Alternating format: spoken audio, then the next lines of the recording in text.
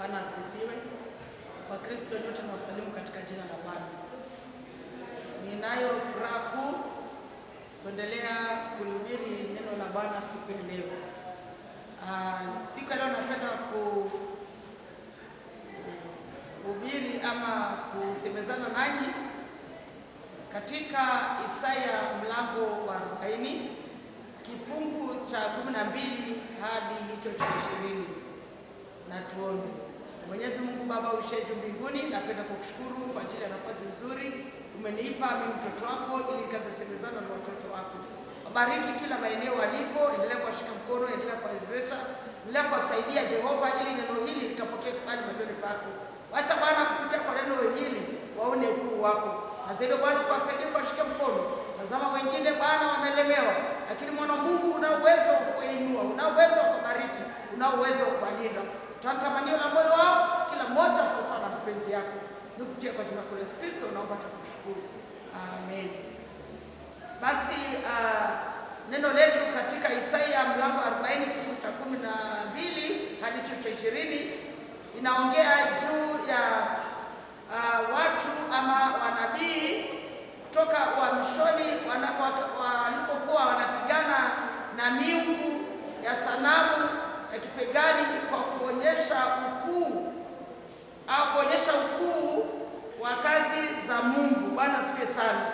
Na kichwa cha neno hili ni ukuu wa Mungu. Katika maneno haya tumesomewa ni kwamba Mungu wetu ndiye uweza wa kila kitu katika ulimwengu huu. Naambia kwamba sisi katika ulimwengu huu ni kama tone tu. Na tunajua kwamba mataifa si kitu mbele ya macho ya Mungu. Mungu halinganishi na kitu chochote wala hafananishi na kitu chochote. Bwana asifiwe sana. Yeye ndiye anayetawala ulimwengu wote, na yeye ndio anayetawala hata hao waabudu sanamu. Na pia tukio kwamba wote hao waabudu sanamu kazi zao ni bure katika ulimwengu huu. Maana Mungu mwenyewe ndio ako na uwezo juu ya maisha yao. Mungu mwenyewe ndio ako na uamuzi juu ya maisha yao. Bwana asifiwe sana. Hata mnapokuwa katika hali ya kuona viongozi wanaotawala katika ulimwengu huu, tujue kwamba si kwa nguvu zao peke yao, bali ni nguvu ama ni uwezo wa Mungu ndiposa wanao uwezo na utawala kwa kuendelea kutawala katika ulimwengu huu. Bwana asifiwe sana. Kwa hivyo katika ulimwengu huu tujue kwamba sisi si kitu mbele ya macho ya Mungu. Maanake Mungu mwenyewe ana uwezo wa kutoa roho zetu na kupata kuziweka ama kuziweka kuzimuni. Bwana asifiwe sana. Na tujue kwamba sisi tukiwa kama binadamu tujue kwamba Mungu wetu ndiye Mungu pekee yake tunayemtegemea. Mungu aliye hai, Mungu aliyeumba mbingu na nchi. Ndiposa tuna sababu ya kushukuru Mungu kwa sababu alitupatia mwana wake wa pekee ambaye alikuja ulimwenguni kutufia ili akatuondolee dhambi, akatuondolea na tabu zetu zote, akabeba na mzigo yetu yote, na pia akatupa Roho Mtakatifu, na kupitia kwa imani na ubatizo ndiposa sisi tumekuwa wana wa Mungu. Na tuna sababu jioni leo kutufurahisha katika maisha ya kimungu, katika hali ya kumjua Mungu, katika hali ya kujua kwamba sisi katika ulimwengu huu haluna lolote la kutuvunia, bali Mungu mwenyewe ndio ako na sababu maalum ya vyote tulivyo navyo. Kwa hivyo wapenzi, lile ninaomba ni kwamba tujue kwamba tumwishie huyu Mungu, tukijua kwamba Mungu wetu ndio tegemeo, Mungu wetu ndio mlinzi wetu, Mungu wetu ndiye anayetuachia ama anayetupatia maisha ya kuishi hapa ulimwenguni. Lakini ni watu gani ambao wamefanya kuwa katika hali ya kuishi kwa ajili hiyo neema? Ni watu ambao waliokubali Yesu kuwa mwokozi wa maisha yao. Ni watu ambao waliofanyika kuwa wana wa Mungu katika hali ya kusimama na imani, tukijua Yesu Kristo alikufa kwa ajili ya maisha yetu. Haina haja tujivune, haina haja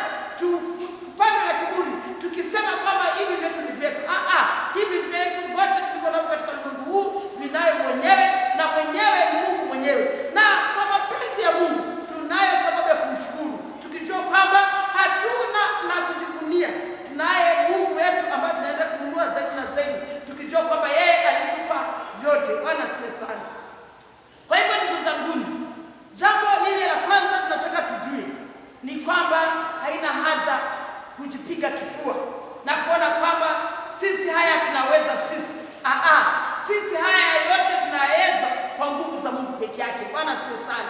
Ndugu zanguni, tujue kwamba katika maisha ya Ukristo lazima tuwe watu ambao tunaona kwamba katika huu ulimwengu Mungu ametupa, tujue kwamba sisi mambo yote tunayofanya katika ulimwengu huu hatufanyi kwa akili zetu, bali tunalo tegemeo, na tegemeo ni Mungu mwenyewe analo hilo tegemeo, ama anayetupa huo uwezo wa kuendelea kusimama na kuendelea kumwishia yeye na kuendelea kumtegemea. Ndiposa haya yote tunayofanya chini ya jua ninategemea na Mungu mwenyewe. Bwana asifiwe sana. Watu wengi huenda wakaona kwamba huyu hafai, yule anafaa. La hasha, ujue kwamba mwenzako aliyekupa kwa hiyo nafasi kwa ajili ya nguvu za Roho wa Mungu. Ndiposa tunaambia kwamba Roho wa Mungu atatuelekeza, ama yeye ndio anatufahamisha yale yote yajayo leo na hata yajayo kesho, kwa sababu Mungu alitupatia Roho wake Mtakatifu. Ndiposa siku hii ya Pentecost watu wa Mungu walipokea Roho Mtakatifu ambaye anafanya kufanya uamuzi, ambaye anafanya kufanya maelekeo. Na ndiposa siku ya leo ninaomba kwamba tukaze kumtegemea Mungu wetu, tukijua kwamba yeye ndiyo mweza wote, yeye ndiye anavyo vyote. Haina haja tutegemee binadamu, haina haja tutegemee mambo yetu sisi wenyewe, haina haja tutegemee mambo ya ulimwengu huu, bali tuendelee kumwishia Kristo na tuendelee kumtegemea ili akae nguzo, akae mlinzi wa maisha yetu yote. Na tuombe. Baba mtakatifu, watakatifu, napenda kukushukuru kwa sababu Mungu wetu siku ya leo umetujulisha kwamba tukaze kukutambua wewe ukiwa mkuu katika maisha yetu katika ulimwengu huu. Baba yangu, tusaidie sisi. Kwa akili zetu tumeenda kama binadamu, lakini Yesu Kristo mwana unguishe juu mbinguni ulikuja ulimwenguni ukatupia. Ndiposa umetuachia Roho Mtakatifu ili akaweze kutuongoza na kutusaidia ili tukazeenda katika njia zako. Tusaidie sisi watoto wako. Tuko hapa tunakuhitaji. Tuko hapa tunakuomba ukatuongoze katika hali hiyo. Maana kwa akili zetu Bwana hatutaweza, bali tunahitaji Roho Mtakatifu akatufundishe mchana na usiku. Ninajua kwamba utafanya hivyo. Nikutekwa jina la Yesu Kristo naomba hata nikushukuru. Amen.